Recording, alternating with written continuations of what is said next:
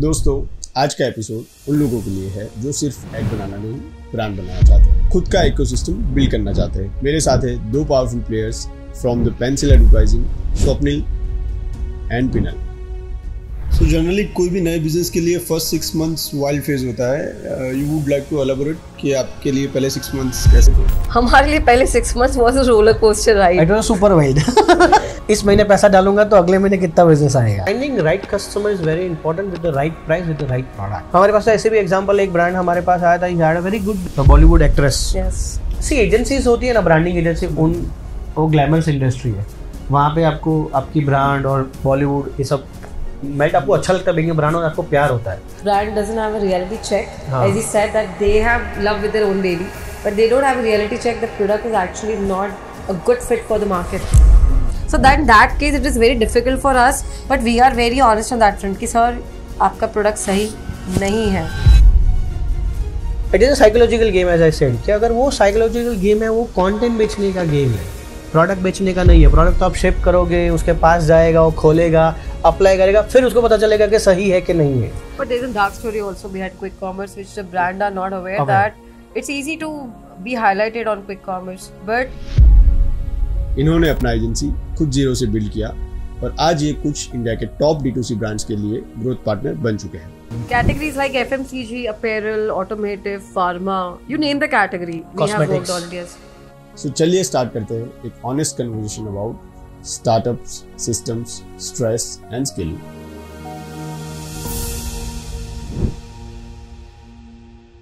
सो penal, पहला question आपसे है, द पेंसिल एडवर्टाइजिंग नाम क्यों रखा? कुछ तो सिंबॉलिकल होगा। Obviously, so I guess when we kickstarted this journey together, you know, like we were having a company name which was already existing. We didn't thought of that long to go.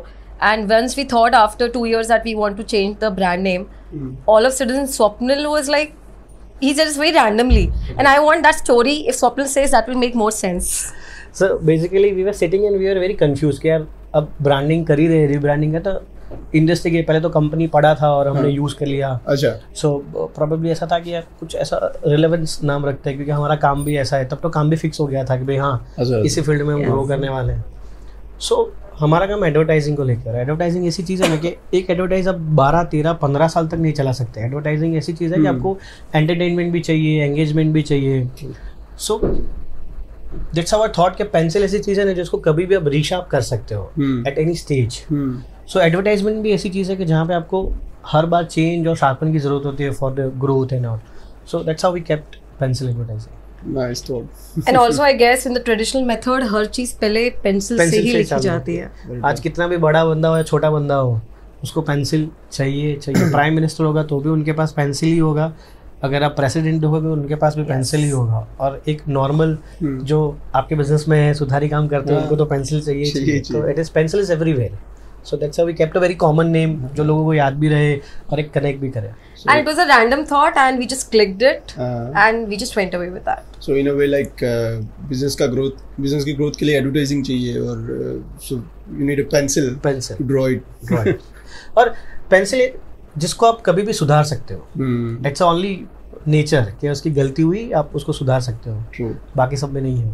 I guess the more you sharpen it, the more you grow. Yes. Yeah. Nice. So अभी आप जो काम कर रहे हो the pencil advertising में, वो start से ही सीरियस था या फिर एक्सीडेंटल था? So I guess like you know me and Swapnil we both were working in a you know corporate company, and it was an FMCG company at the time of COVID. It's a COVID born company. So he was into procurement, I was into marketing, and he had a very solid idea which I didn't knew. So he one random day उसने मुझे बोला कि यार penal I have a very solid project. तू छोड़ दे job. Even I'm leaving it.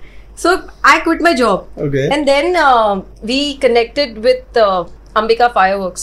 Okay. If you know, it's one of the pioneers in the firecracker industry. Yeah. And I guess Ashish sir, we still respect and adore him a lot. We have learned a lot from him only. So वो एक हमारे लिए एक बहुत strange चीज़ थी कि हमें crackers बेचने थे online. That idea was given by Swapnil to the owner. कि आप कैसे कर सकते हो। तो Swapnil gave a very brilliant idea and he said कि let's twist the entire project by you know selling the crackers online. So I guess as per the Supreme Court guidelines, आप crackers को बेच नहीं सकते हैं. You can't sell it. You can only book it. So he gave an idea on that, and हमने पूरा एक platform enable किया, and this was just season time. तो तब हमने एक प्रॉब्लम फेस की थी कि अगर हमें क्रैकर्स बेचने थे तो हमें designing agency, marketing agency, we need so many of them, and that was a hustle कि कहाँ से कनेक्ट करें सबको. दैट टाइम ही सेड कि देयर इज अ गैप, कि none of them is having one roof where they can connect the entire dots. So that's how we started off this journey. Fundamental was कि हमें तो project करना था क्योंकि also responsibility हमारी थी वो पूरे प्रोजेक्ट्स की. तो चैलेंजेस हुआ, हमें परफॉर्मेंस मार्केटिंग करना था, डिजाइनर चाहिए था. दो आई वॉज वेरी क्लियर कि हमें इस फील्ड में जाना है, बट वी वर क्लियर कि हमें अमेजोन, फ्लिपकार्ट मार्केट प्लेस वगैरह है ना, उसका एक्सपर्टीज मेरे पास था. है वो नॉलेज कि भाई हाँ चलो अमेजोन पे प्रोडक्ट और ब्रांड को कैसे बनाते हैं, फ्लिपकार्ट पे ब्रांड को कैसे बनाते हैं, तो मेरा पास एक्सपीरियंस वैसा था. तो I have a clear picture कि मार्केट प्लेस पे ब्रांड कैसे बनाते हैं. This side performance marketing we never know कि this are the hustles that brand may be facing और suppose to be face. So उस दौरान जब अंबिका हमने चालू किया, लोगों से बात किया, लोगों से मिले हम लोग, तब पता चला कि यार लोग बहुत ज़्यादा ही पैसा मांग रहे हैं, और उस पैसों के सामने they are giving a small services where we needed much services like SEO चाहिए था, डिज़ाइनर चाहिए था, कंटेंट चाहिए था, परफॉर्मेंस मार्केटिंग चाहिए था. परफॉर्मेंस मार्केटिंग में गूगल वाला अलग, मेटा वाला अलग. सो कहीं ना कहीं फाउंड अ गैप कि अगर ये सारी चीज़ें किसी ब्रांड को एक जगह पर मिल जाए तो that's an amazing for a brand. So that's how we keep a marketplace to करने ही वाले, तो let's do this. And we started learning the specific part. हमने सीखा उसको कि क्या कैसे होता है, क्या होता है. So हमने एजेंसी हायर नहीं की क्योंकि we have a limited budget. So हमने एजेंसी हायर नहीं की क्योंकि हमारे पास बजट नहीं था. मतलब अंबिका हमारा पहला प्रोजेक्ट था जहाँ पे उन्होंने हमने सारी रिस्पॉन्सिबिलिटी दी थी कि भाई ऑपरेशंस भी आप हैंडल करो, प्रोडक्ट के इन्वेंट्री भी आप हैंडल करो, और मार्केटिंग धंधा भी आप हैंडल करो. So that was a twist. जैसे पिनिल ने बोला कि भाई सुप्रीम कोर्ट के हिसाब से आप पटाखे ऑनलाइन बेच नहीं सकते, you can sell crackers online. So we जगलीफाई कि हमने ऑनलाइन पोर्टल बनाया, पर उसको बुकिंग पोर्टल बनाया. अब बुकिंग लेना इलीगल नहीं है, आप किसी भी चीज़ का बुकिंग ले सकते हो. And that's how we channelize the business into legal business. So एक बिजनेस को हमने लीगल बनाया and we started doing this and we did good job. हमने क्रैकर्स ऑनलाइन बहुत अच्छे बेचे. There was one more strange thing what we figured out कि there is no MRP in this industry. In this specific industry, there is no MRP of the service. So randomly wherever you go, they charge like an up shanap kind of thing. I mean, so that what made us understand कि there is a lot of gap, and a brand had to suffer a lot to run the entire show because obviously they have to run digitally everywhere. So that's how like हमने जब सोचा तो हमने शुरू किया चलो कोशिश करते हैं. And we didn't had any brands that time, but I guess there were lot of customers out there. They said you guys are doing a fab job. आप क्यों ये officially शुरू नहीं कर देते? And that's how the journey started. जो business online समझता है, जो जानता है, तो जो ब्रांड उनको पता है कि क्रैकर्स ऑनलाइन बेचना इज अ चैलेंज. सो वो चैलेंज को जिन लोगों ने देखा, जिन लोगों ने उस चैलेंज को समझा ना, वो ब्रांड्स हमारे पास आई. If you can do this तो you can also justify your brand. One more also gap in the market, लोगों को ब्रांड्स को स्पेशली ये है कि डिजिटल मार्केटिंग ही परफॉर्मेंस मार्केटिंग है. अच्छा. So there is 3 keywords or maybe the industry what I wanted to use. There is first is a branding, second is a digital marketing, and third is a performance marketing. Okay. अब लोगों को यही लगता है branding is digital marketing and digital marketing is a performance marketing. Okay. Where performance marketing is something different, digital marketing is something different, and branding is something different. So वहाँ पे we wanted to be differentiator and we wanted to specific towards the business side कि भाई हमें performance marketing agency ही बनना है. We don't want to be a branding agency. We don't want to be a digital agency. So, in a simple language, can you differentiate both digital marketing? I think Pinel can differentiate very well. So, I guess digital marketing agency and performance marketing agency hold a very vast difference. Reason digital marketing agency is all about presenting your brand digitally, where you need lot of branding content. You need lot of fancy content, right? Likes, that's not gonna followers. Give you bread and butter. But performance marketing agency, they only understand numbers. उनको सिर्फ धंधा कैसे लाना है वही समझ में आता है. Apart from that, they don't understand anything. और हमें भी वही लैंग्वेज समझ में आती है. अच्छा, you're a D2C brand, business लेके आना digitally, globally, then yes, we are the right space for you. So digital marketing में डिफरेंस ये होता है कि आपके फॉलोअर्स कितने हैं, आपके लाइक्स कितने, आपके एंगेजमेंट कितने हैं. That's called ideal digital marketing. Where we come from, it's from के आपका CPC कितना है, कॉस्ट पर क्लिक कितना है, आपका AOV कितना है, एवरेज ऑर्डर वैल्यू कितना है, आपका CPA कितना है, आपने कितना पैसा डाला, उसके अगेंस्ट कितना ROAS जनरेट हुआ. So there is a myth कि आपके फॉलोअर्स है तो आपको बिजनेस आ जाएगा. नहीं. We have one example. We are working with one of the good influencer और TV celebs, right? Yeah. Correct. So उनके how many followers are there? She had 5 lakh followers. 5 lakh plus followers. And एक होता है ना आपके इतने सारे followers होते हैं, you have a different confidence. So we were clear कि जो followers है वो buyers नहीं है. It is not necessary कि आपके इतने followers है उतने buyers नहीं है. तो she said कि मैं एक पोस्ट रखूँगी, एटलीस्ट ऑर्डर्स तो आ ही जाएंगे. She posted, she got live, but एक भी ऑर्डर नहीं आया, ना एक भी इंक्वायरी आई. करेक्ट. तो followers are for entertainment, not for business. So where we come from के फॉलोअर्स कितने डजंट मैटर. हमारे कई ब्रांड्स ऐसे थे जिनके 600 फॉलोअर्स थे, लेकिन इनके दिन के 300-400 ऑर्डर्स आते थे. सो Instagram engagement in Instagram followers and your business on your Shopify from the Google, from the Meta, on the business on the Meta, on the Amazon और Flipkart का business वो अलग ही है, वो अलग दुनिया है. उससे आपके followers. तो that's why we differentiate from digital marketing to performance marketing. But still a lot of people don't understand. Exactly. That's what I'm going to say कि अभी business owners को काफी लोग यही जिससे मतलब गुमराह करते हैं कि को डिजिटल मार्केटिंग करके देते हैं, आपको बिजनेस ला के देते हैं, but that's not true. Correct. No, that directly is needed. और प्रोफाइल से वेबसाइट पे विजिटर्स लाना, that's a different thing. That's a different set of mindset. I guess a lot of D2C brands when they come, we actually have to show them a clear picture कि boss, we are not a digital marketing agency. Very true. We only are, and if you want to get this thing done, then we are not the right place for you.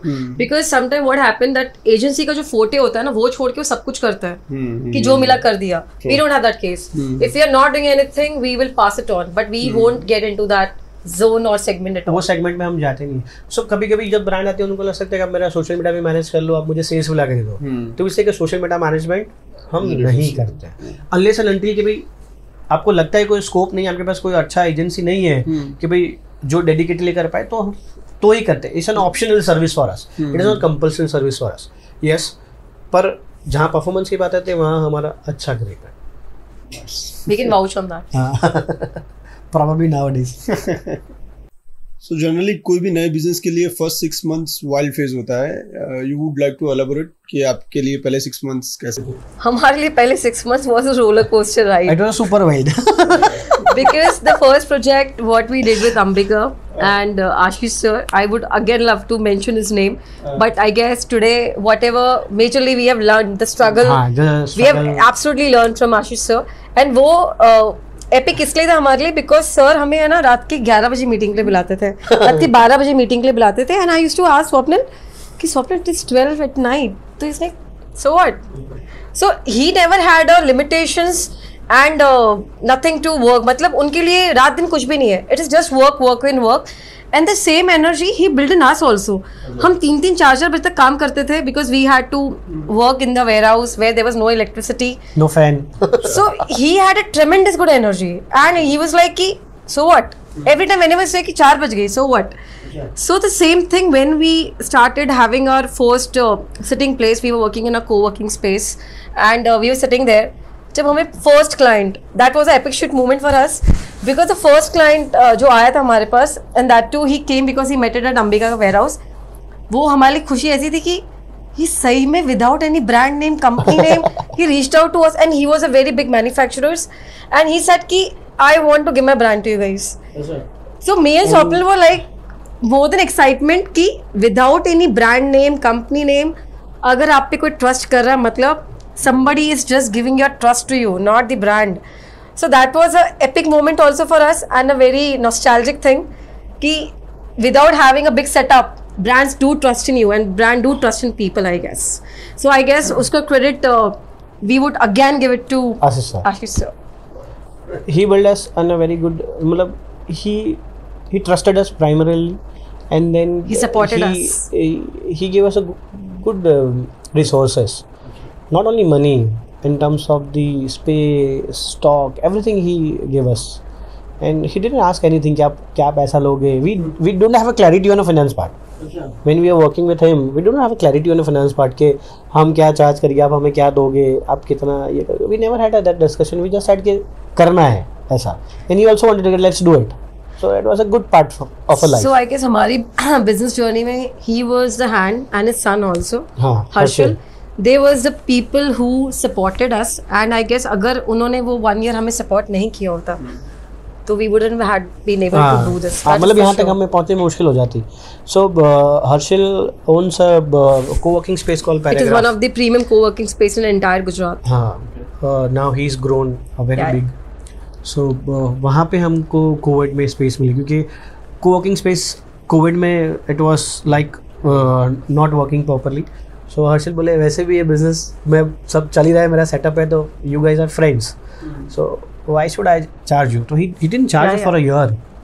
He was the first push and that's very important. जहाँ पे उनके पापा ने हमें काम दिया और उसने हमें जगह दी, और वो कोवर्किंग स्पेस जिस स्पेस हमें अलॉट की गई थी मेरे हिसाब से उस दौरान 80,000 रुपये के आसपास की स्पेस होगी monthly. And he didn't charge us. Where includes electricity. मतलब you need to understand, हमारे पास कोई भी रिस्पॉन्सिबिलिटी नहीं थी. जो एक होता है ना बिजनेस चलाने के लिए बेसिक कोर होता है, आपको ओवरहेड्स होते हैं, रेंट भरना पड़ता है, इलेक्ट्रिसिटी भरनी पड़ती है, ऑफिस के रेगुलर खर्चे होते हैं, चाय पानी. So in that coworking space no electricity, no wifi, ये कॉस्ट हमें नहीं लगती थी, सब इंक्लूड था, चाय कॉफ़ी तक इंक्लूड था. इवन तो बिग कॉन्फ्रेंस रूम ये एक्सेस, हर अगर आप वहाँ पे थे तो आपको 12 घंटे का एक्सेस था. We don't have a limit to use. And he never made us, so you know, like when you grow you forget who supported you, but today when we're having this podcast I guess we can proudly say that Harshal and Ashish sir really supported us a lot. So वहाँ से we started a good journey. वहाँ से 1 brand 2 brand, अब तक हम मेरे हिसाब से more than 150 ब्रांड को हम लोग कैटर कर चुके होंगे. Now from 2 to we have become 35 plus. Yeah, I've seen your office. So that was a wonderful journey, and when we see back, that's all small space, and when we see this, so बोलते हैं ना 2 से 35 की team. So it was a tremendous good journey in the span of 6 years. 6 years. Yes.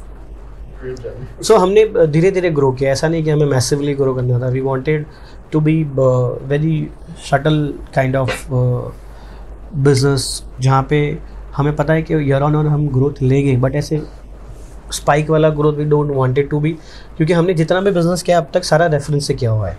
सो कुछ भी ऐसी चीज़ नहीं है कि एडवर्टाइजमेंट करके या कहीं एग्जीबिशन करके.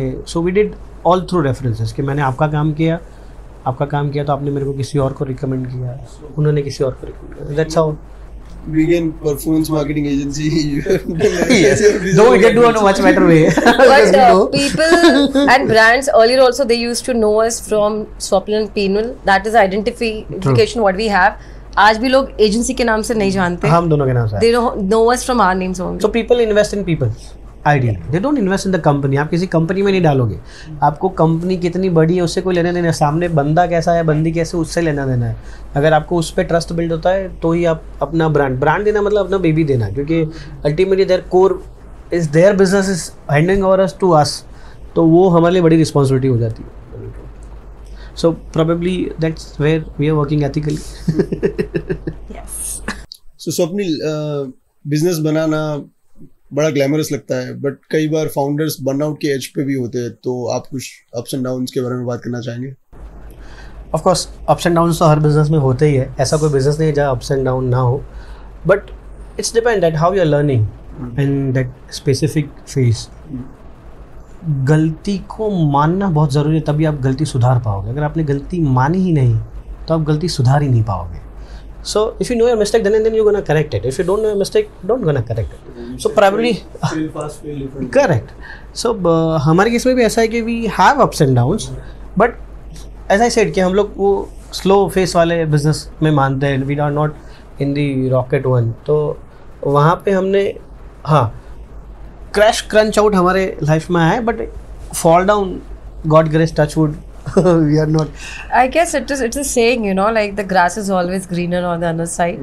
People feel it is a glamorous thing, but it's not a glamorous thing, because obviously there are 2 aspects of this. One, managing the team who day and night work on a peer pressure of numbers, how you need to calm them down, right? That is again one of the thing which we have to understand from both the point. Second is the brand side. जब brand आती है तो बहुत expectation लेके आती है, तो वो expectation सामने वाले को लगता है, oh boss, you guys are having an agency, blah blah blah, but it's not like that. We need to, Swapnil को BP ऐसे ही नहीं आया है. We have got the BP issues because day and night we understand numbers, we talk about numbers, we discuss numbers. So obviously it's a bumpy ride, it's never flat ride कि okay fine we have, अगर अच्छा client भी आता है तो भी we have to be prepared कि इसको हम कैसे sail down करेंगे throughout the tenure, because for us the longer the client stays with us, that is where we are having a winning point, I can say that. So ऐसा नहीं है कि client आ गया तो you're happy.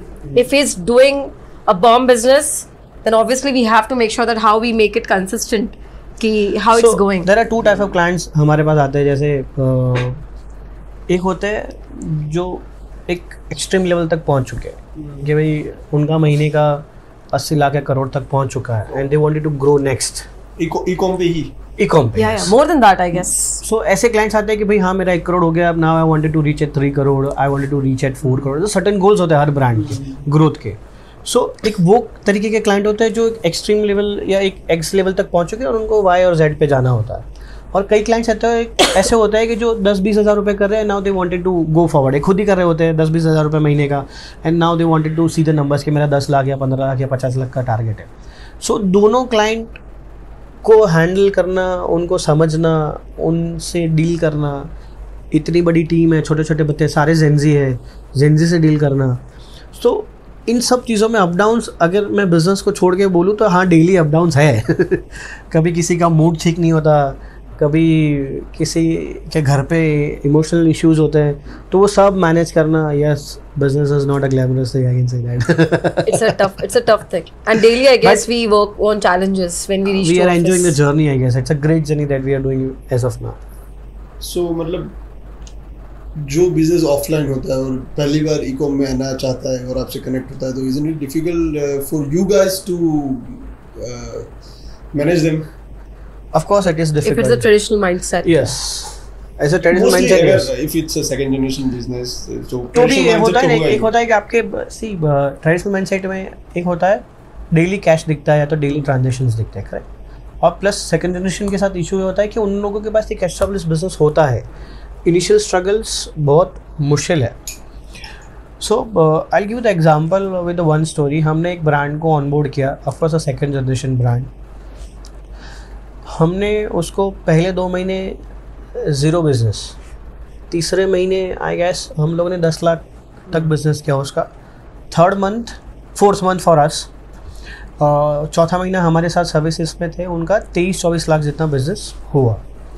He called us, so I was in very good impressions कि चौथा महीने में हम 23-24 लाख रुपए पहुंच चुके हैं. So I was very happy and excited to meet the founders and all. So बोले मेरे सीए मिलना चाहता है अब से, और मेरा एक दूसरा partner he wanted to meet. I went there and they said we wanted to quit. I said यार चौथे महीने में आप 23-24 लाख रुपए ई-कॉम पे कन्वर्ट कर चुकी हो बिजनेस को, why you wanted to quit? I don't understand this business. मुझे बिजनेस समझ में नहीं आता.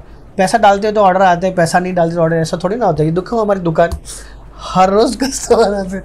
सो आई टुक a back step.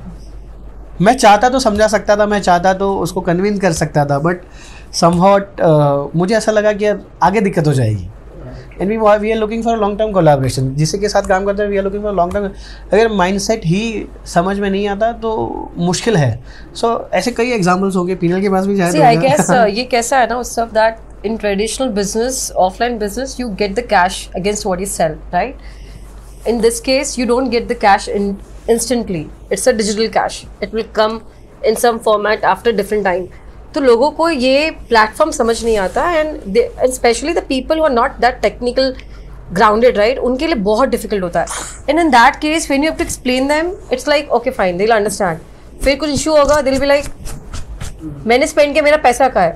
And you know, every platforms come up with their own hidden commission charges. I don't want to name the platform, but yes, it's a very difficult thing. If a person is coming from a traditional background, he doesn't understand the e-com industry, we are very clear, we don't want to convince him, we want to educate him.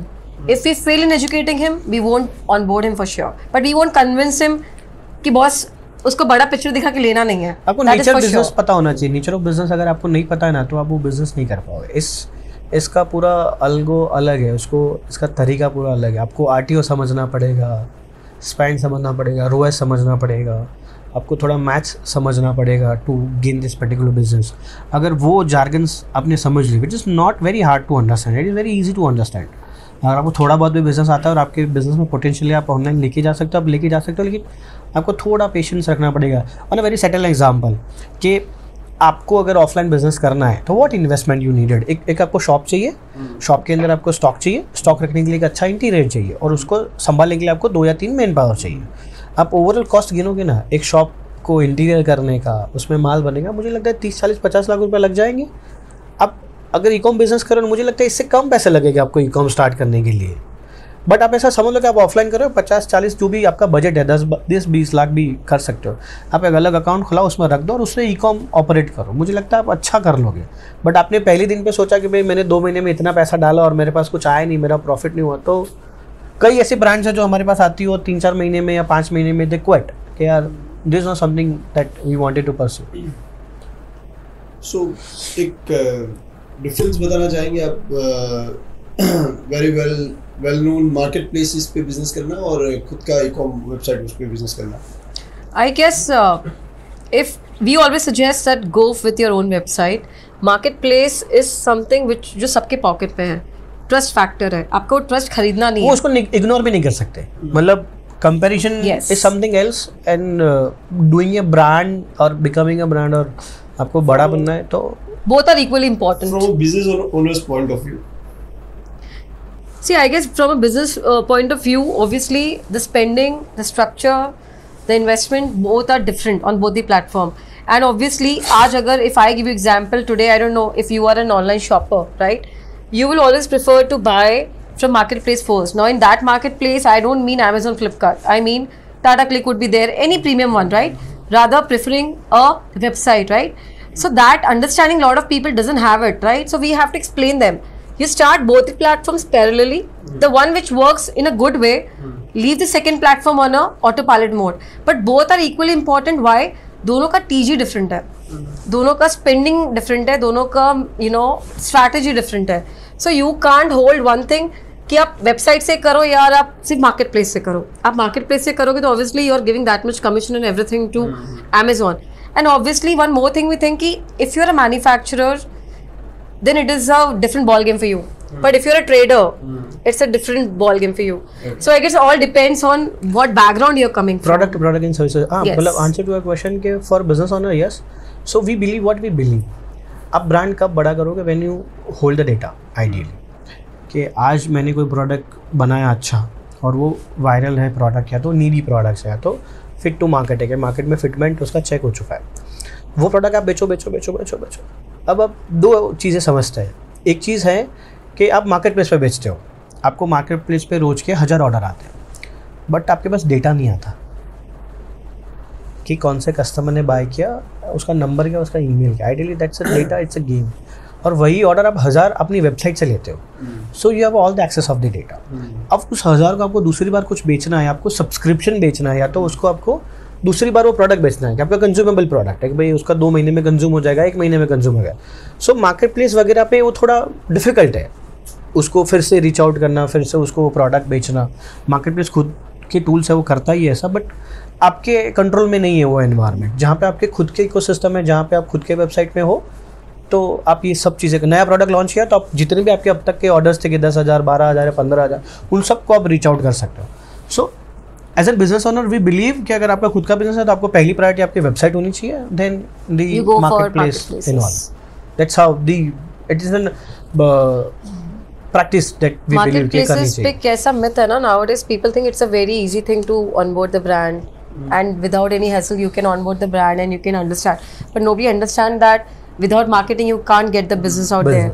So that's the reason they want to get away from the Shopify or meta marketing. But if precisely I answer your question, if you want to choose out of one, though initially we will always suggest you to go with your own website. Then you go with the marketplaces. Then marketplace, then QCom is a new word which is called quick commerce. Quick commerce called QCom. तो QCom भी बहुत ज़रूरी है अभी समझना। और वो भी बहुत अच्छे एस्टेब्लिश मोड पे कई ब्रांड्स कर रही है, जहाँ पे उनका रेवेन्यू नियर बाई 2x हुआ है इंट्रोड्यूसिंग क्यूकॉम। अगर महीने का वो 2-2.5 करोड़ पे कर रही है और क्यूकॉम पे वो ऑनबोर्ड हो रही है, तो उसका मुझे लगता है 4 करोड़ या 3 करोड़ तो आसान से हो जाएगा। But still there are many brands which doesn't want to come in marketplace. They are just doing fab business from Meta only. और उल्टा भी है। Yes. कि कई ब्रांड्स है जो मार्केटप्लेस पे खतरनाक करे, अभी तक वेबसाइट नहीं बनाया। They do like a giant business, but they are not doing from Meta. So I believe it's a very subjective thing, especially what category you are, what industry you are, and what is your price point. That plays a very important role. So one client type you wanted to avoid. जिनको ऐसा लगता है, मतलब client mindset के हिसाब से, not for a client, कि इस महीने पैसा डालूंगा तो अगले महीने कितना बिजनेस आएगा। वो ट्रेडिशनल माइंडसेट, ट्रेडिशनल नहीं, ऐसे मॉडर्न माइंडसेट भी होता है कि अगर मैंने इस महीने पैसा डाला, मान लो कि हमने बजट दिया कि भाई 3 लाख रुपए का आपको एडवर्टीजमेंट करना पड़ेगा, क्योंकि performance all about advertising, correct. और वो बोलेगा अच्छा तो पहले महीने में कितना बिजनेस आएगा। फिर हमसे कि सर पहले महीने में इट्स अ लर्निंग फेज, क्या प्रोडक्ट है, क्या फिटमेंट चेक करेंगे, मार्केट में प्राइस सही है कि नहीं आपका प्रोडक्ट का, कौन सा क्या ले रहा है, कस्टमर फिटमेंट देखेंगे हम। मतलब बिजनेस आएगा पर कितना आएगा वो हमें नहीं मिला, वी आर नॉट मैजिशियंस। जो प्रिसाइसली वो मांगते हैं ना कि नहीं हमें नंबर्स दो, कमिटमेंट दो, उस तरीके के साथ हम लोग शायद इनिशियली वी से कि कुछ और रास्ता निकालते हैं। I guess with me, one who doesn't know that we are not slaves. Agency is something which is like your external wings and who help you to drive your entire business.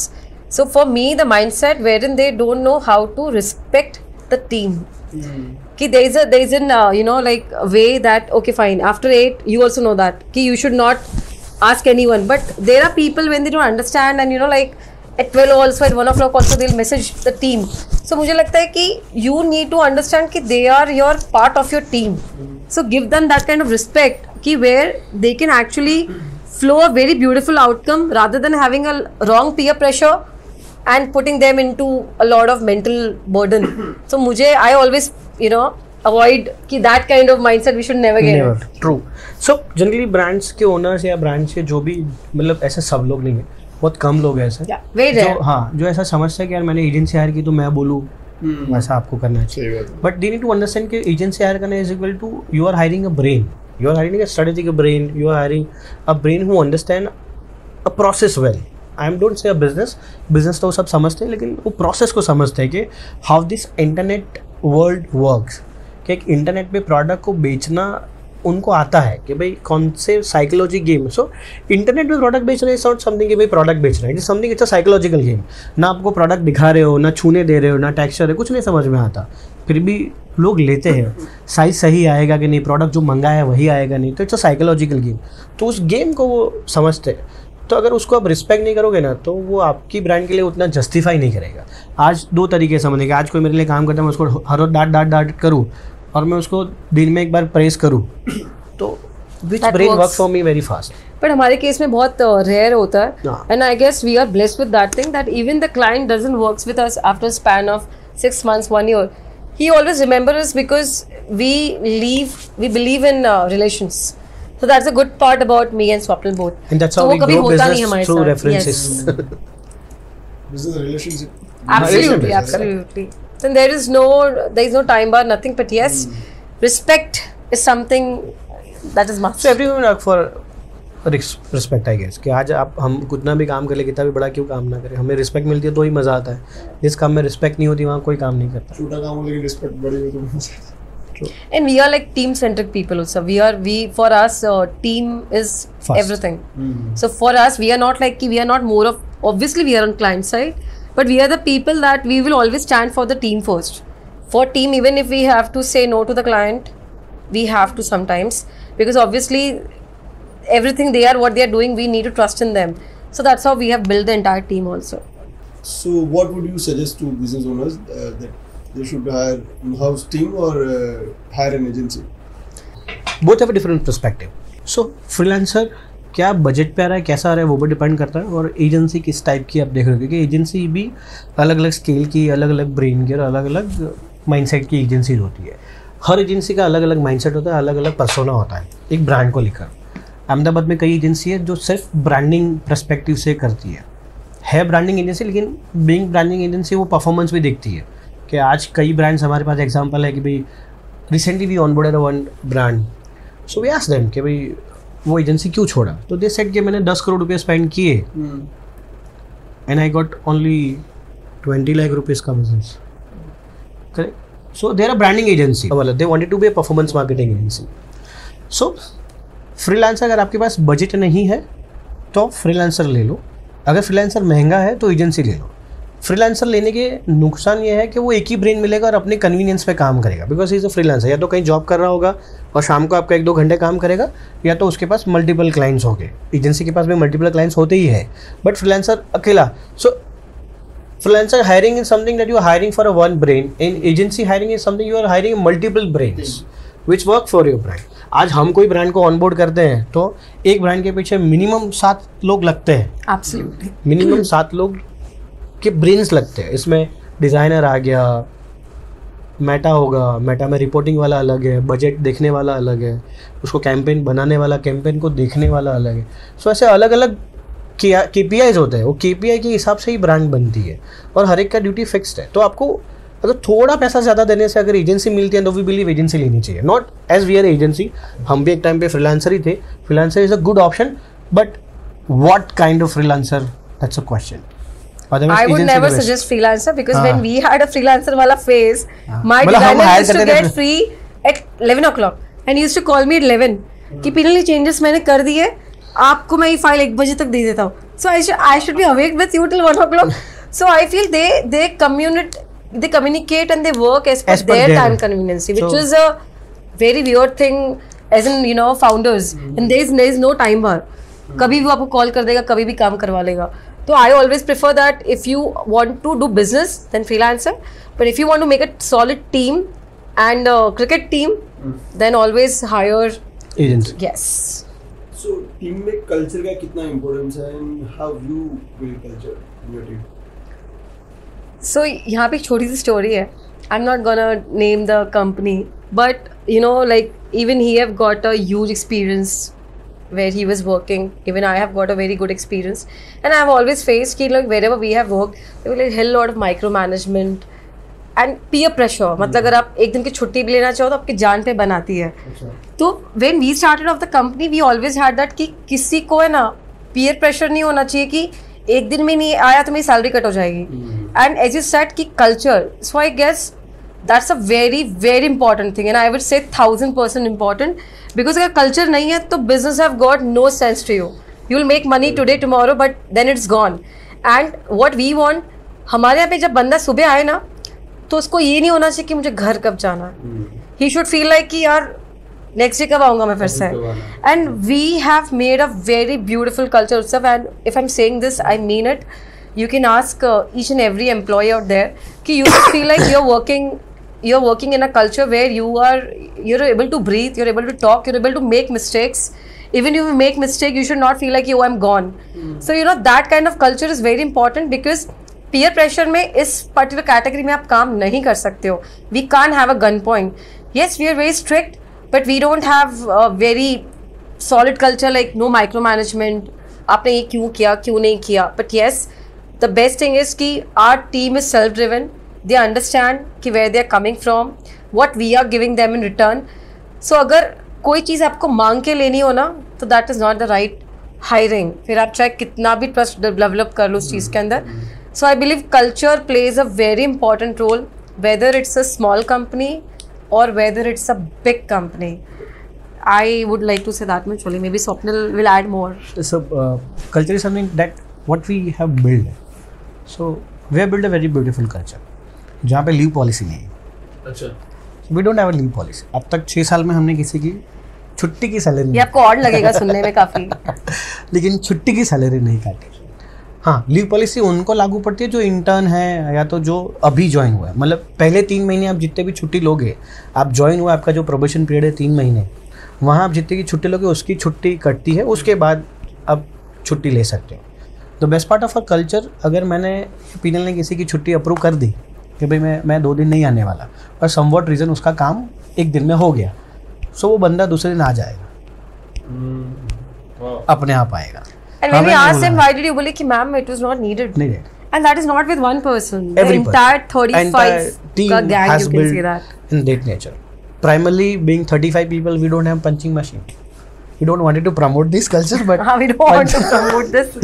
punching machine नहीं है हमारे पास, तो we don't check in check out of, and we are not built for कि भाई 8 घंटे आपको काम करना ही.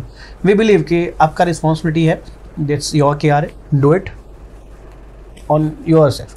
अभी भी शायद आप देखो 11-12 बजे मेरा एक एम्प्लॉय मेरे को फ़ोन करेगा, 11 बजे मेरे को फ़ोन करेगा, सर सब कुछ मैंने चेक कर लिया है. It is not programmed him, उसका ड्यूटी नहीं है, ना तो उसको बोला गया है कि तुझे करना है, बट ही चेक हिमसेल्फ एक कॉल करेगा, सर मैंने देख लिया अब सब ठीक है.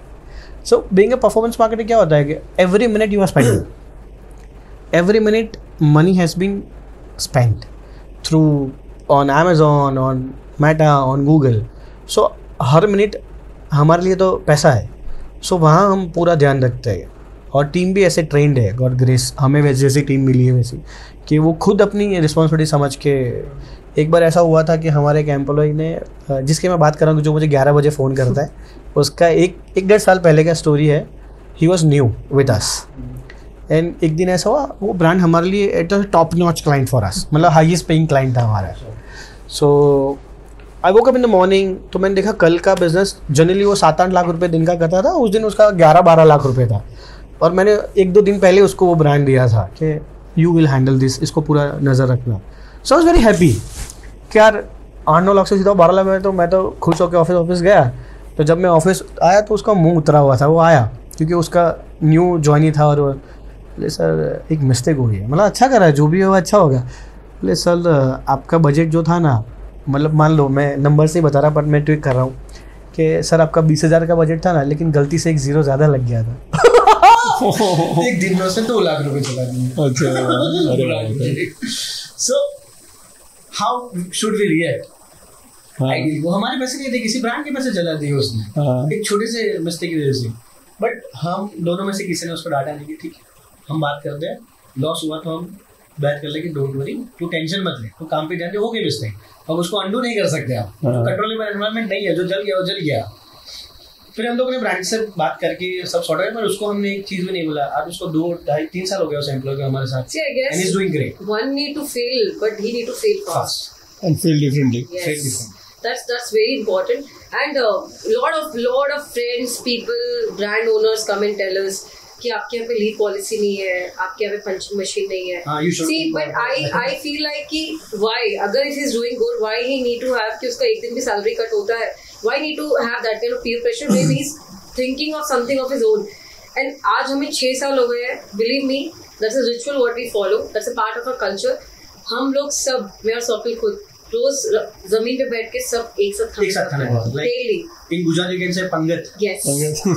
We sit in a then we eat. So a lot of people think what are they doing? But believe me, that is where you connect, you have fun, we talk, you understand. Yes. So culture का मतलब सिर्फ काम से लेना देना नहीं होता है. सिर्फ culture का मतलब ये भी होता है कि if someone is down, you're not able to gauge it, then you're not the right founder. You need to understand कि उसको क्या दुख रहा है, आप कहाँ उसकी नस पकड़ सकते हो. और हमने कुछ लोगों को पर्सनली उन चीज़ों में से बाहर निकाला है, which was not our job. So I guess that is part of culture, and I guess every founder should understand that. See, ये टीम नहीं है तो हम इतने दूर नहीं आ पाएंगे. आज we are handling 40+ brand currently.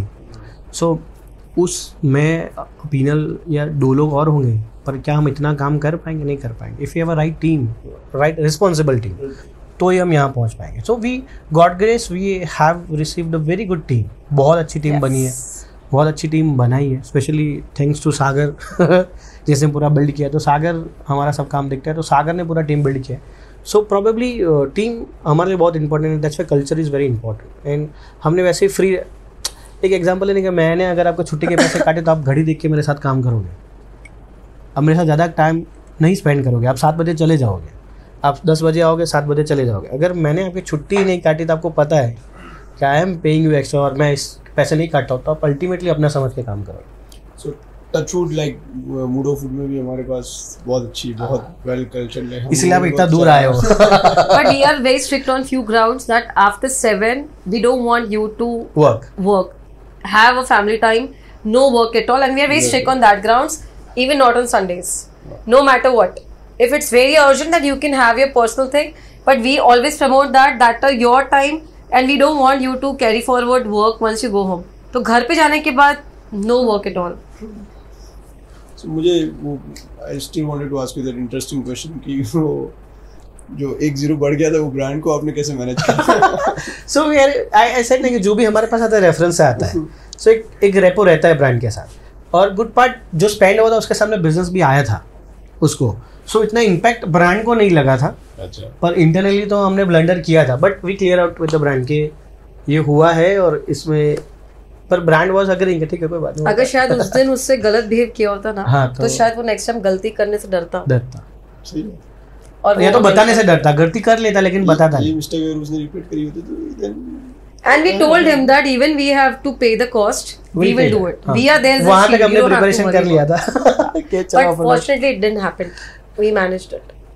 So कोई D2C ब्रांड के लिए पहले 1 या 2 महीने का रोड मैप क्या होता है, एंड एक मिस्टेक क्या होता है जो कोई भी D2C ब्रांड बार-बार करेगा?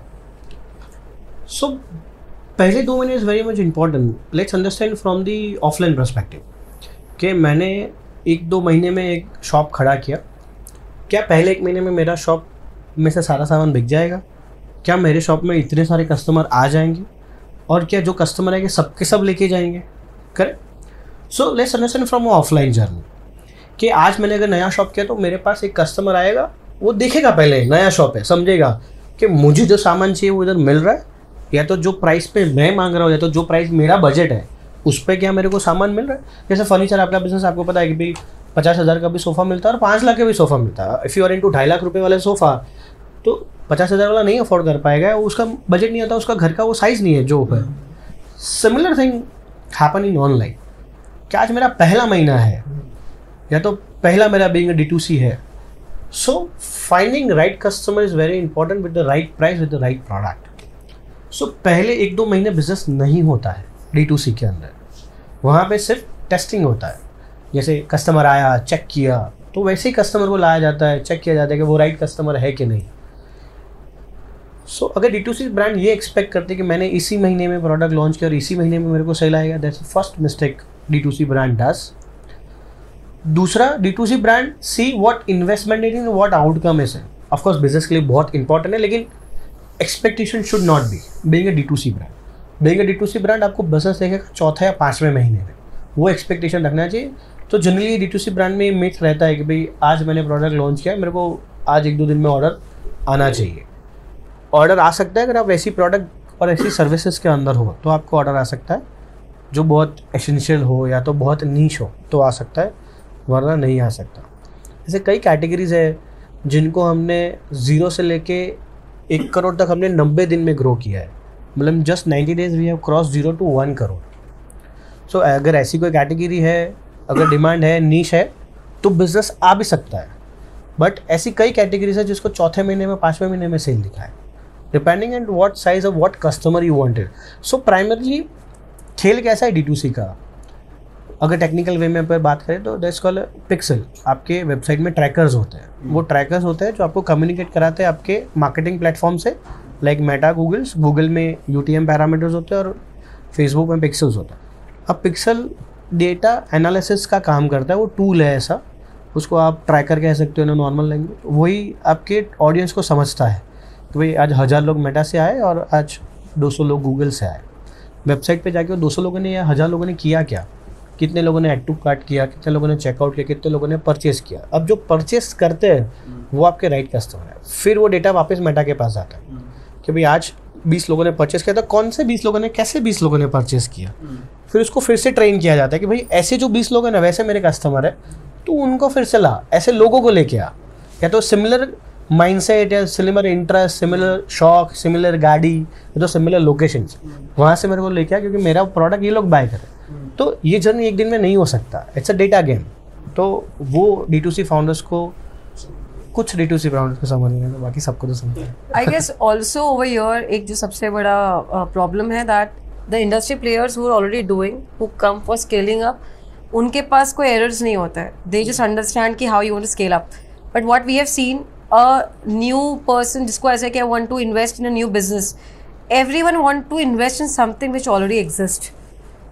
अभी जैसे for example personal care category is booming a lot, तो हर किसी को ऐसा है कि परफ्यूम पर्सनल केयर कैटेगरी में आ जाओ, let's do it. But that is the biggest mistake what we have seen कि they don't understand the market, they just get influence कि what the entire world is doing, let's do that. अरे भाई लेकिन already there are big players who are sitting. और ये सब category में क्या है, 4-5 लाख रुपए डालते हैं, अच्छा प्रोडक्शन और ये सब हो जाता है, because there is an huge potential. But कहीं ना कहीं and getting a brand, what you need a third party manufacturer, you need a brand name, a GST, and you are there with a brand. So I guess people don't understand the product line. They just come up with a business ki oh I have a D2C brand, and I feel that is a big failure in this category ki aap aisa koi unique product lekar aao which actually the market needs it. Don't come up with something else which already exists, because wahan pe you can't make money, you just have to bleed lot of money, or else you are backed up by some investors, then definitely you can. हाँ मतलब एक होता है ना कि जैसे ये कुछ बिजनेस ऐसे होते हैं, अगर आप 2-3 करोड़ का टर्नओवर क्रॉस करोगे तभी जाके आप प्रॉफिटेबल हो पाओगे, अगर आप प्रॉफिटेबल नहीं हो पाओगे. अब वो जर्नी जो है 2 करोड़ तक पहुँचे, वहाँ तक तो आपको ब्लीड करना ही पड़ेगा, कोई ऑप्शन नहीं है. अगर वहाँ तक की जर्नी है तो ही आप वो कैटेगरी में हो, अदरवाइज आप कोई अच्छा नीश इनोवेटिव प्रोडक्ट लेके आओ कि वो कैटेगरी अच्छी हो या किसी के पास ही ना हो, then you can make a business. One more very big problem, एक ब्रांड के पास प्रोडक्ट सॉलिड बनाया, उसने खतरनाक पैकेजिंग किया है, प्लेसमेंट किया है, लेबलिंग किया है, he knows where is the right TG, but then when he come to us he doesn't have the money to sell the product and where he fails.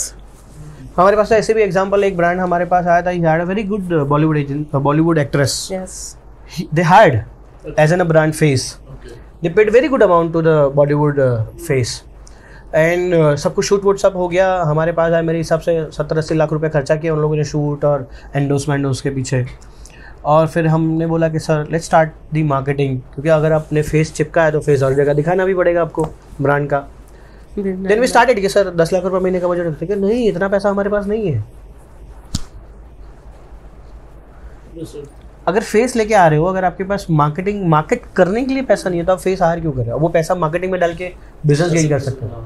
So it's branding.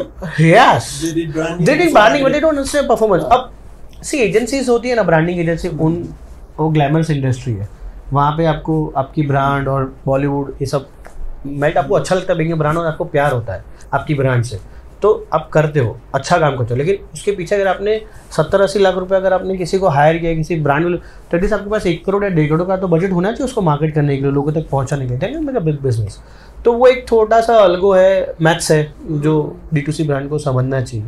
या तो एक ऐसे stage पे लेके आओ जहाँ पे आपके पास 2 वे हो,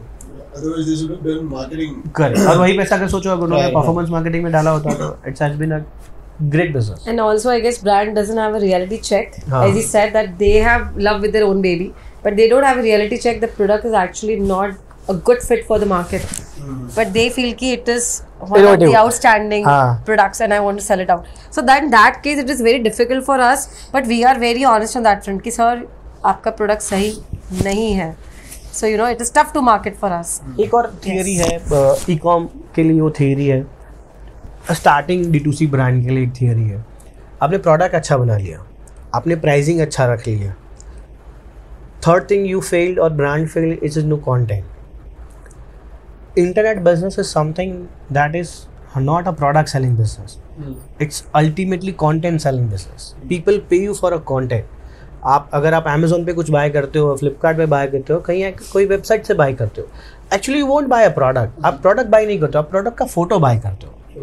अल्टीमेटली यू पे फॉर इमेज, क्योंकि आपके दिमाग ने बोला कि जो इमेज दिखा रहा है, जो प्राइस दिखा रहा है सही है, क्योंकि ना तो आपने प्रोडक्ट को टच किया है, ना तो अगर परफ्यूम है तो ना तो आपने स्मेल किया. But it is a psychological game as I said, कि अगर वो साइकोलॉजिकल गेम है, वो कंटेंट बेचने का गेम है, प्रोडक्ट बेचने का नहीं है. प्रोडक्ट तो आप शिप करोगे, उसके पास जाएगा, वो खोलेगा, अप्लाई करेगा, फिर उसको पता चलेगा कि सही है कि नहीं है. सो वहाँ D2C ब्रांड को समझना पड़ेगा, they need to invest in the content. अगर आपका कंटेंट वो ग्रेड का नहीं है, so we call it sellable content. So that's our expertise game. हमें पता है कौन सा कंटेंट बिकता है, कौन सा कंटेंट नहीं बिकता है. आज मेरी टीम या किसी को भी पूछ लो हमारी टीम में से ये वीडियो है बिकेगा, वो मना कर देगा, ये वीडियो तो जोरदार चलेगा. So team has been train to see that this particular content is sellable और नॉट. तो ultimately we are into content selling business, not in the product selling business. आपने प्रोडक्ट कितना भी अच्छा बना लिया, अगर उसका कंटेंट नहीं अच्छा है तो प्रोडक्ट नहीं बिकेगा. सो वो छोटी छोटी 2-3 मिस्टेक्स अगर D2C ब्रांड इनिशियल लेवल पे समझ ले तो इट्स अ गेम चेंजर. तो एड तो सब चलाते हैं, बट क्या द पेंसिल एडवर्टाइजिंग बैकएंड में भी इन्वॉल्व होती है, जैसे कि inventory, fulfilment, etcetera etcetera? So yes, I guess that's a very important thing, because अगर आपका बैकएंड में अगर आपको ये आपका स्टॉक का प्लानिंग ही नहीं, आपको नहीं पता है अलाइन विद द ब्रांड, तो how will run the entire show. And I guess that's a very important thing both for market places also and for Meta marketing also. Specially why I would emphasise more on market places, because वहाँ पे अगर आपका stock zero हुआ तो आपकी engine बंद हो जाएगी. फिर आपकी इंजन को रीस्टार्ट करने के लिए again we have to do lot of मेहनत. तो obviously we have to be align with the brand कि हमें इतना पता चले कि हमें 30 डेज की इन्वेंट्री पहले से प्लान करके चलना पड़ता है. And that too in the cases when the brand is really doing very good. So in that cases we have to be aligned in a very good way. And also when एक कोई particular brand जिसका कोई specific product है which is performing like crazy, और वो बोल दे कि मेरे पास स्टॉक नहीं है, मैन्युफैक्चरर है तो अच्छी बात है, बट अगर मान लीजिए उसने वो प्रोडक्ट चाइना से स्टॉक किया है और वो नहीं कर पाया फुलफिल, सो वो हमारे लिए बहुत बड़ा प्रॉब्लमेटिक चीज़ हो जाता है. तो मुझे लगता है कि वो बहुत इंपॉर्टेंट फैक्टर है. And as an agency we definitely get deep dive into that and we align with the brand owners for that. So probably ये होता, हमारे साथ एक बार ऐसा हुआ था when the initial days are there. So हम 2 ही थे और सब चीज़ें कर रहे थे. One brand we have grown massively beyond our expectations, I can say that, कि हमारी एक्सपेक्टेशन नहीं थी लेकिन उससे भी अच्छा ब्रांड ने ग्रो कर लिया. So on Amazon there was a car perfume category. So वो कार परफ्यूम में स्पेसिफिक एक फ्रेगरेंस थी which is I think sandal या एक्वा जैसी थी, वही सबसे ज़्यादा बिकी. अगर बिजनेस का 70% हिस्सा उस पर्टिकुलर वेरिएंट से आता था, दैट वेंट आउट स्टॉक खत्म, आउट ऑफ स्टॉक हो गया. प्रॉब्लम ये हुआ क्योंकि कोविड का टाइम था तो चाइना वाइना इंपोर्ट और ये सब इशू चल रहा था. उसका 45 और 60 डेज तक उस प्रोडक्ट का स्टॉक नहीं आया. फ्रेग्रेंस वगैरह यहाँ बनती थी लेकिन उसके बॉटलिंग और कैप, बॉटल भी यहाँ से उन लोगों ने मैनेज कर ली लेकिन कैप चाइना से आती थी. सो वहाँ पे उनका परफॉर्मेंस मर गया. वो ब्रांड बहुत अच्छा कर सकता था लेकिन नेक्स्ट 6 मंथ तक हम वहाँ तक नहीं स्केल कर पाए जहाँ हम पहुँच चुके थे. So inventory planning, that's where we realize कि इन्वेंट्री प्लानिंग बहुत ही इंपॉर्टेंट है, फोरकास्टिंग बहुत इंपॉर्टेंट. अगर कोई अच्छा SKU परफॉर्म कर रहा है, कोई स्पेसिफिक वेरिएंट अच्छा बिहेव कर रहा है इंटरनेट पे, so we always say brand के भाई आप प्रिपेयर हो जाओ, क्योंकि ब्रांड के लिए वो इन्वेस्टमेंट है. Ideally forecasting is equal to investment for them. So वो वहाँ हमारी टीम भी बहुत ध्यान रखती है. बट ओवर प्लानिंग भी कभी कभी डिजास्टर हो जाता है. कभी कभी डिजास्टर भी हो जाता है बिकॉज FMCG कैटेगरी है and they just come up कि ओ दिस फलाना ढिकना ब्रांड इज डूइंग गुड, चलो मैंने भी कर दिया. तो he will have the inventory on such a level कि he know the shelf life is for 12 months and if you not able to sell it you have to discard the, वो पूरा loss making हो जाता है. सो ऐसे नहीं है कि सारी स्टोरी अच्छी भी है, कई कई बुरी स्टोरीज भी हमारी. बीइंग एजेंसी ऐसा नहीं है कि हमने सब कुछ अच्छा ही किया है. कई ब्रांड ऐसी जिसको हम ग्रो नहीं कर पाए, कई कैटेगरीज है जहाँ पे हम परफॉर्म नहीं कर पाते, या तो वो शायद हमारा कोर एक्सपर्टीज़ नहीं है, लेकिन कुछ एक कैटेगरीज जहाँ पे हम we are doing great, we are the one of the top notch performer in the Gujarat और in the India, you can say that. हमने वो 2 सिक्के के 2 पहलू हैं. Ideally categories like FMCG, apparel, automotive, pharma, you name the category, we have worked on it. Yes, we have almost worked on all the categories right now, and that too not only domestically but even globally. So we are not category specific, we are industry specific. कि अगर आप internet पे सामान बेचना चाहते हो और वहाँ हम फॉल करते हो, सामान कुछ भी हो सकता है, कोई भी कैटेगरी हो सकती है. सो वहाँ हमारा एक्सपर्टीज है. एज वी सेड कि हमारा कंटेंट बेचने में एक्सपर्टाइज है, बस कंटेंट अच्छा होना चाहिए. अगर कोई ब्रांड स्केलिंग सेगमेंट पे जब आती है ना एजेंसी के पास, where he is doing almost like crores of rupees of business and he want to scale up, at that moment inventory planning is must because the entire show will go on inventory planning only.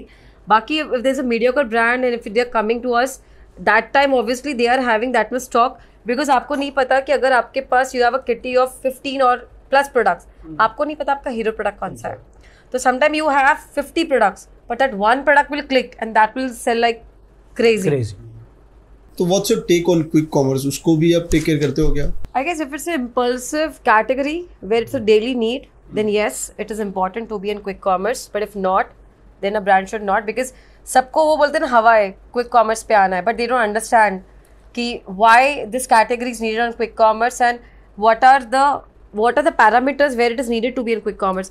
तो हमारे पास जब कोई brand आती है ना तो उसको ये नहीं है क्या कमीशन है, क्या स्ट्रक्चर है, कितने वेयर हाउस पे रख, मैम मुझे क्विक कॉमर्स पे आना है. So that is a, I guess it is more of like, rather than a requirement, it is more of like a fancy thing nowadays with the brands that every brand want to come on quick commerce. So मुझे ऐसा लगता है पहला challenge quick commerce में onboarding का, which we sorted out. हमारे पास direct access है तो हम क्विक कॉमर्स पे जल्दी से ब्रांड को ऑनबोर्ड कर पाते हैं. दूसरा, क्विक कॉमर्स का स्ट्रैटेजी ऐसा है कि अगर आपका प्रोडक्ट का डिमांड क्विक कॉमर्स पे नहीं है तो आपको नहीं आना चाहिए. It should be a daily consumable और समथिंग इम्पल्सिव परचेज होना चाहिए.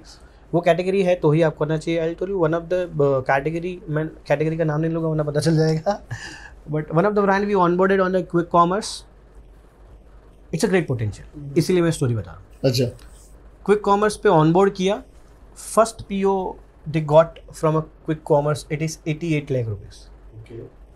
फर्स्ट PO जो क्विक कॉमर्स ने भेजा डार्क स्टोर ऑनबोर्डिंग के बाद, उसका 88 लाख रुपीस का फर्स्ट PO था. So just to add in that, quick commerce वाले मतलब quick commerce they buy your products and दो मॉडल्स है उसके अंदर भी कि एक वो आप एज एन सेलर ऑनबोर्ड हो सकते हो जहाँ पे हर ऑर्डर पे आपको डिस्पैच करने का, मतलब उनका पिकअप बॉय आएगा और आपके वहाँ से X से Y तक लेके जाएगा. दूसरा है वो उसके डार्क स्टोर में प्रोडक्ट रखते हैं. They'll raise a PO. They'll raise a PO basis जो आपका 30 days 60 days however the commercials you set up with them. और वो मार्जिन सेटअप के हिसाब से आपको PO रेज आता है और वो PO पहला उस ब्रांड का 88 है. तो potential is huge on e-commerce, quick commerce, we call it Q commerce. तो क्यू कॉम में ज़्यादा है पोटेंशियल, बट वो प्रोडक्ट और फिटमेंट होना बहुत ज़रूरी है, अदरवाइज नहीं करना चाहिए. क्यों? क्योंकि वो ब्रांड की कैपेसिटी है, देयर मैन्युफैक्चर, तो they can fulfil that PO. 88 lakh रुपये का माल उन्होंने भेज दिया. अगर छोटा ब्रांड है तो शायद वो नहीं कर पाएगा. But there's a dark story also behind quick commerce which the brand are not aware that it's easy to be highlighted on quick commerce, but the advertisement spends what this quick commerce platform demand, so that is way far high. But let's see on a positive side कि business है वहाँ पे, quick commerce पे business है, but हर चीज़ के pros and cons होती हैं. See, if you're into home decor, FMCG obviously everyone knows, and if you're into utility product, then you are a right fit for quick commerce, or else you should not have that lifestyle much hurry. Product should not be yes. consider as, हमें ऐसा लगता है as of now, क्योंकि demand quick commerce में daily needs की ज़्यादा है और उसी में पैसा बना पाओ. But we don't suggest quick commerce to all the brands. Where we feel कि yes, they are doing good on marketplaces, they are doing good on website. So if you feel कि yes, उसमें भी कैसा अगर उसके 10 products है तो we will always make sure that आप एक प्रोडक्ट से शुरू कीजिए. When it picks up, then we can go to another set of products. So what's your take on influencer and WhatsApp-based marketing? So both are, I'll take as a positive part of a marketing, but both have their own pros and cons. So let's take in part of the influencer marketing. So influencer marketing, अगर हम 5 साल या 4 साल पहले की बात करें तो it is amazing state of marketing जहाँ पे आप अच्छा बिजनेस गेन करते थे और अच्छे इन्फ्लुएंसर भी थे. नाउडेज इन्फ्लुएंसर है बहुत सारे हैं, but what kind of work you are taking out of them. आप क्या कंटेंट उनसे निकलवाते हो और क्या कंटेंट के साथ हम काम करते हो. सो बेसिकली ये होता है ना कि कुछ भी करो स्ट्रैटेजी होनी चाहिए. अगर आपके पास स्ट्रैटेजी नहीं है तो कोई भी मार्केटिंग काम नहीं करेगा. अगर आपके पास राइट स्ट्रैटेजी है राइट टाइम पे तो कोई भी मार्केटिंग आपका काम करेगा. लेट्स से एक एग्जांपल, हमने एक कैंपेन किया था, इन्फ्लुएंसर बेसिक कैंपेन था. हमने तकरीबन एक ब्रांड के साथ 10 लाख के आसपास स्पेंड किया था, where we are very sure कि नहीं चलेगा, to be very honest, but brand wanted to do this because of the lightening phase of the influencer. तो he was very obsessed with this particular fundamental. आजू बाजू के लोगों ने influence कर दिया उसको कि भाई यही है. एंड वी वेरी श्योर कि यार ये टाइप के इन्फ्लुएंसर्स आपकी ब्रांड के लिए काम नहीं करेंगे and they spend more than 10 lakh rupees. We went Mumbai, shoot वूट सब करवाया एंड ऑल, बट उसमें से हमने बिजनेस जनरेट नहीं किया. We had a very local influencer, very local raw language. उसने 30 सेकेंड, लेस देन 30 सेकेंड का एक बाइट दिया. उस बाइट ने मेरे हिसाब से 9 लाख के आसपास का बिजनेस किया. सो राइट पैरामीटर पे इन्फ्लुएंसर, राइट लेवल का इन्फ्लुएंसर होना.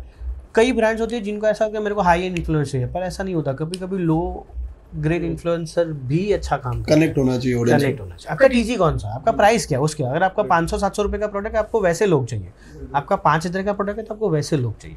सो वो अगर वो स्ट्रेटेजी क्लियर है तो yes, influencer marketing is a great marketing, उसके जैसा कोई नहीं है. दूसरा इफ ऐसे WhatsApp is a amazing tool, और फ्यूचर में मुझे ऐसा लगता है कि व्हाट्सएप ही मेन मार्केटिंग टूल बनेगा, because Meta driving this as an a main marketing. अब तो आपको स्टेटस में भी ऐड दिखेगी, probably that's what they wanted to enable.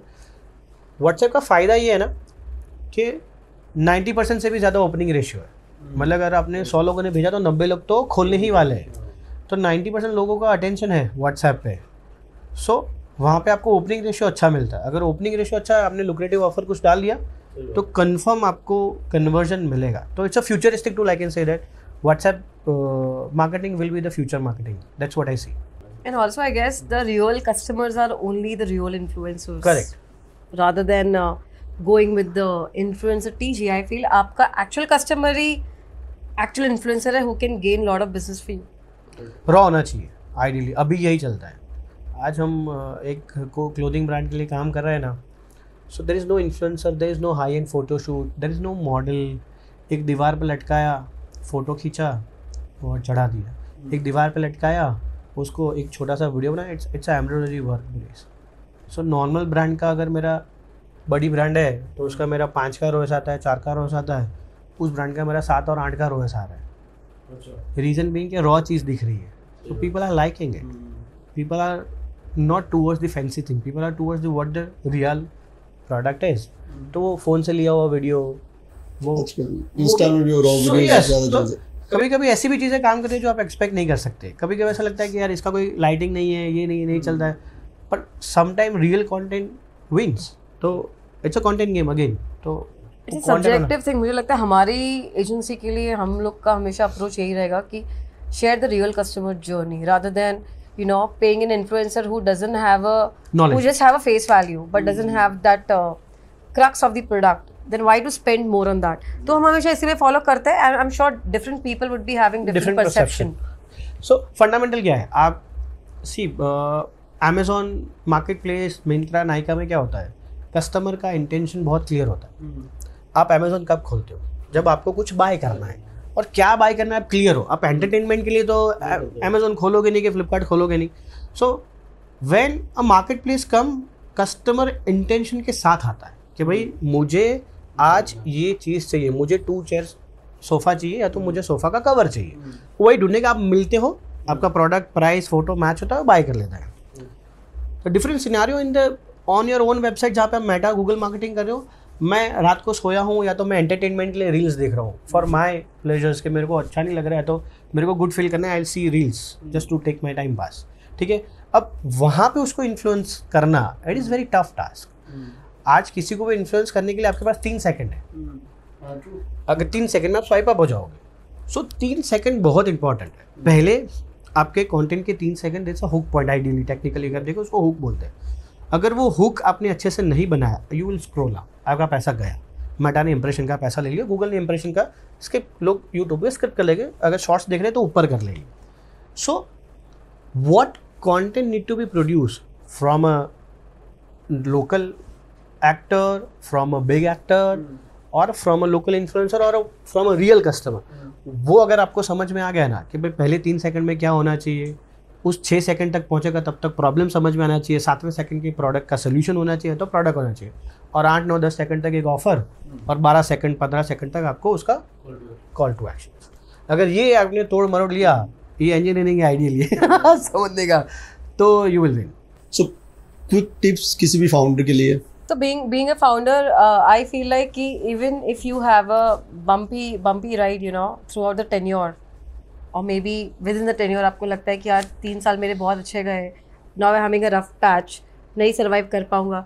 So I get एक वो फेस जब भी किसी फाउंडर के लिए आता है, no matter he is running an agency और he is a D2C brand और anything, he should not quit on that, because obviously today when we started as an agency, we didn't knew that we will be running a team of 35 people, we'll be paying salary to 35 people. Believe me when I say this, I still get goosebumps because it's a very big responsibility when you have to run 35 families all together. So it is like आप quit नहीं करते हो, आप रोज खड़े होते हो, गिरते हो, लड़ते हो, झगड़ते हो, and then again you stand up. So even if it is from the perspective of a founder to founder, I feel like even if you are coming with a product, आपका जो vision है वो 1 साल 2 साल का नहीं होना चाहिए. That should be a very longer vision and you should have a plan of funds, not a plan of products. आपके पास plan of funds होने चाहिए कि अगर मैं ये फेज से ये फेज पे जाता हूँ तो वो how much funds I have to infuse. Generally brands जब आती है हमारे पास, so we have seen कि फाउंडर हमेशा ये सोचता है कि 1 साल का विजन लेके चलता है. He doesn't see कि अगर ये 1 साल में if I'm not able to get the funds, और एक सबसे बड़ा प्रॉब्लम उनका ये होता है कि all are bootstrapped, right? They don't have an investment bank or something. तो उनको ऐसा है कि हमें किसी से लेके नहीं करना, पैसा कमाने के लिए पैसा नहीं डालना है. So that is a major thing. So I feel like कि have a very very solid planning of not quitting and just fighting with it no matter what. And किसी फाउंडर के लिए जिसको D2C में आना हो, उसी के लिए कोई टिप्स? So D2C में अगर if you are ready to burn money and if you want to burn money without any expectation, at least for the tenure of 6 months, as Swapnil already mentioned this thing before, कि अगर आप एक दुकान भी खोलते हो, right, then you can't expect the customers to come instantly. It takes time. So I feel that you need to come up with this planning and thought process कि it is my online digital shop and I'm not gonna get the customers on one go. So come with the planning कि इसके लिए भी मुझे उतनी marketing करनी पड़ेगी जितनी मुझे एक स्टोर के लिए करनी पड़ती है. So if you have that right thought process and if you have that right planning, then you should get into it. If it is just a fancy thing कि चलो, because अभी कैसा हो गया, traditional businessmen which are doing way far good, they see a daily transaction, right? उनको जब ऐसे कोई बोलता है कि यार आप ऑनलाइन भी जाओ, बहुत गजब करोगे, right? They just come up with it. पैसा है, सब कुछ है, आप पैसा ले लो सर, बस मेरा बिजनेस लेके आओ. तो उस केस में मुझे ऐसा लगता है कि सबसे बड़ा चैलेंज हमारे लिए होता है कि उसको ऑनलाइन के जार्गन समझ नहीं आते हैं, और वो समझ के बिना जब हम मुझे उसको ले लेते हैं तो बहुत दिक्कत वाला काम होता है. तो मुझे ऐसा लगता है ये हर एक फाउंडर के लिए है कि आप एजेंसी के पास हो या फ्रीलांसर के पास हो, आप उसको पूरा का पूरा वो बोलते हैं ना स्कैन कर दो, but with half knowledge don't get into it. So recently we had a incident, ये मैं एग्जांपल के साथ समझाता हूँ what founders should not do. ऐसा रिसेंटली भी और पहले भी हो चुका है कि एक ब्रांड हमारे पास आया, मैं आपको पहले की स्टोरी बताता हूँ, देन मैं करंट बताता हूँ. एक फाउंडर हमारे पास आया, उन्होंने बोला कि हमने वेबसाइट बनाई है, no we wanted to D2C. हम बोले हमारा वेबसाइट अच्छा नहीं कर रहा. देन वी चेक एवरीथिंग कि वेबसाइट अच्छा बना है, अच्छा दिख रहा है, why it is not performing ऐसा. सो एक होता है ना, हमारे केस में ऐसा है कि हम लगता है तो ही काम लेते हैं, नहीं तो नहीं लेते, और वो भी पोटेंशियल प्रोडक्ट और ब्रांड में होना चाहिए. अदरवाइज आप मेहनत कर रहे हो, वो उनको भी नहीं लग रहा, हमें भी नहीं लग रहा, doesn't gonna make sense. So we generally classified कि भाई हाँ काम लेना है कि नहीं लेना, करना है कि नहीं, लगता है पोटेंशियल तो करें. सो प्रोडक्ट में दम था, सब कुछ दम था, लेकिन परफॉर्म नहीं करा. देन वी रियलाइज कि वेबसाइट का टेक्नोलॉजी गलत है. अच्छा, वो लारावेल और उसमें बनाया था, टेक्नोलॉजी गलत नहीं है, बट वो not needed at that time. 10-12 product है तो आपको लारावेल का वेबसाइट बनाने की ज़रूरत नहीं है. शॉपिफाई प्लेटफॉर्म है, 2000 रुपये महीना तो ख़त्म. अब वेबसाइट में खर्चा किया था 4 लाख रुपये. अच्छा, अब हम बोले कैसे कि 4 लाख रुपये डब्बा में डाल दो और नई वेबसाइट बनानी पड़ेगी, because Laravel come up with the, और आपको सर्वर मेंटेन करना पड़ता है, बैक एंड खुद मेंटेन करता है, खुद की डिज़ाइन्स लगती है, तो बहुत सारी चीज़ें इकट्ठा हो जाती है. वह Shopify is a very simplify, जहाँ पे आपको हमने प्रोडक्ट्स अपलोड करो, अच्छा सा डिज़ाइन बनाओ, आपको एक डेवलपर चाहिए बस, बाकी तो बैक एंड आप खुद मैनेज कर लोगे. So founder should understand the technology first, कि मेरे बिजनेस के लिए क्या लगेगा. अभी रिसेंट जो मैंने आपको एग्जाम्पल था कि सब रेडी है, सब हो गया, हाँ बोल दिया, हमारे साथ काम करने को जुड़ने रेडी हो गए हम लोग. फिर पता चला उनका वेबसाइट शॉपेबल नहीं है. फिर पता चला कि भाई उनको क्रिएटिव का लैंग्वेज समझ में नहीं आता। प्रोडक्ट बहुत सही है, मार्केट बहुत सही है, सो पहले we need to understand being a founder क्या टेक्नोलॉजी मेरे बिजनेस में लगेगी। ये तो गो टू टेक्नोलॉजी ले लो टेम्परेरी कि भाई पहले स्केल कर लेते हैं, समझ लेते हैं, और फिर जाके हम उसको अपने हिसाब से बनाएंगे। मेरा हमेशा ये एडवाइस रहता है कि आप खुद की वेबसाइट, खुद का प्लेटफॉर्म तभी सिलेक्ट करो जब आपको पता हो कि आपको चाहिए क्या। इनिशियली तो आपको नहीं पता ना आपको क्या चैलेंजेस आएंगे। सो जो रेडी मिलता है, शॉपिफाई मिलता है, वर्डप्रेस में यूज़ कर सकते हैं बट रिकमेंड नहीं करता, Shopify is only one. Shopify ready मिलता है, ले लो, उसमें सारे प्रैक्टिसेस है, ग्लोबल लेवल की प्रैक्टिसेस अवेलेबल है। अब आप स्केल 5 करोड़ 6 करोड़ महीने जाओगे तो भी आपको अपग्रेड करने की ज़रूरत नहीं पड़ेगी, उतना स्केलेबिलिटी शॉपिफाई में कर सकते हो। फिर आपको पता चलेगा कि मेरे को कौन सा बटन कहाँ चाहिए, कैसे रिपोर्ट चाहिए, बैकएंड में क्या चाहिए, फिर आप खुद का बना सकते हो। आपको पता ही नहीं है तो इनिशियली फाउंडर ये करते हैं वो लोग कि भाई खुद का टेक्नोलॉजी बिल्ड करेंगे, खुद का website. Don't do that, just go very simple and low case. धीरे धीरे जो चीज़ मार्केट में से समझ में आती है, जो तैयार है वो ले लो, एक बार बिजनेस चालू करो, then you can do how you want to scale. इसमें एक और major thing which we have gone through with lot of clients कि आप हर एक एजेंसी ऐसी नहीं होती, हर एक इंसान ऐसा नहीं होता। Today when we are talking here, we know that how you are paying the money, so we need to respect that thing. If you don't understand this thing, हम आपको फालतू में ऑनबोर्ड नहीं करेंगे।